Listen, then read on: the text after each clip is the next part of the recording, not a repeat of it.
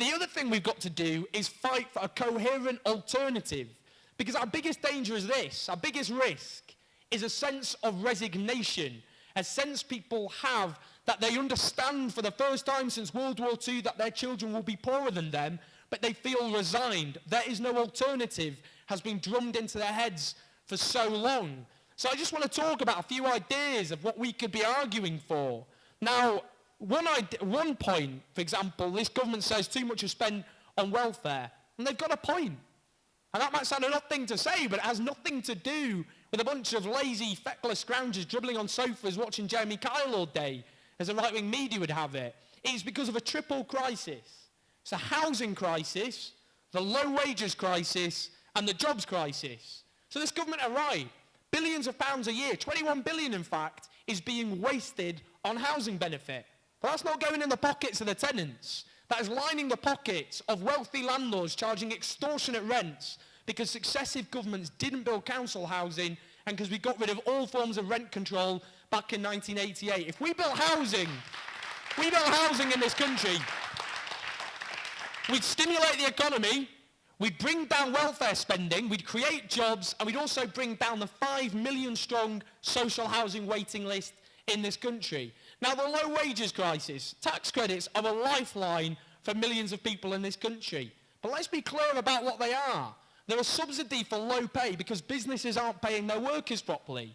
If we had a living wage in this country, we'd bring down the billions spent on not just tax credits, but also housing benefit. Bear in mind, 93% of new housing benefit claimants are in working households. It's the same with council tax credit. We'd bring down spending there. We'd also stimulate the economy, because when you put more money in the pockets of the poorest, they tend to spend it, unlike the people at the top. When they get a tax cut, they tend to just shove it in a bank account in the Cayman Islands. And the last crisis, the jobs crisis.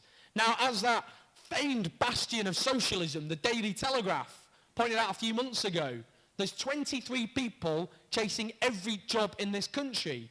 That's because if you look at the unemployment, the official unemployment figure is about 2.5 million. Well, we should scrap that, because as the TUC pointed out a few months ago, when you take into account people forced to do part-time work because they can't get full-time work, as well as other people not included in the official statistics, there are over 6 million people right across Britain who are looking for full-time work who can't get it.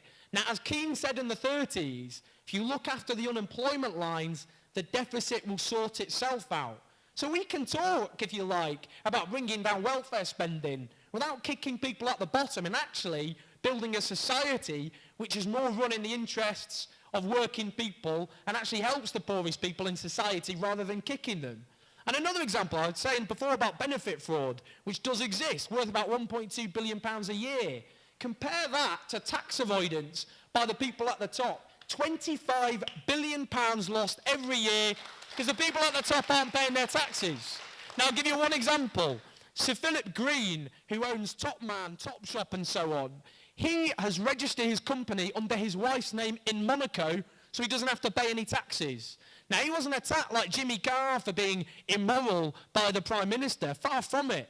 He was appointed as an advisor to this government on how to cut our public services. So we have to say those people at the top are taking the mick, and they have to be forced to pay a fair share of taxes, many of them paying even less tax than their own cleaners. We have to talk about the banks, about actually having proper control over the banks that we bailed out, about creating